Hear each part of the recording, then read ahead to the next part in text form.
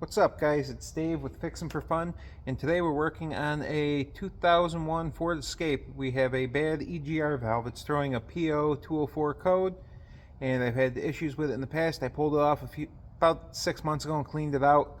It's just not doing the trick anymore, so we're going to swap out the EGR valve. Let's see how long this takes.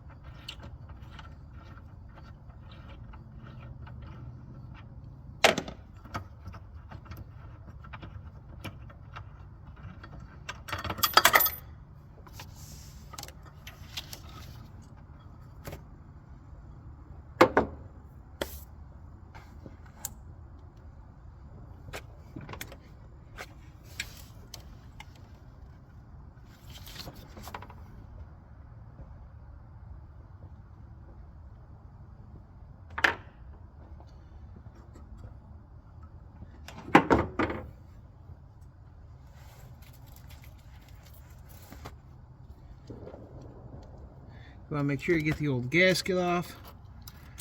There's that.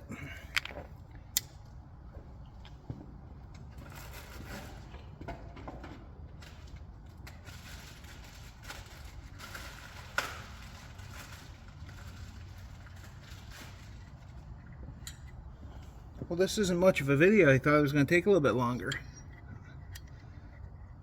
Glad it's not, but let's see.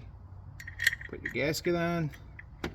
Run the bolts through, that way it's sure not to fall off.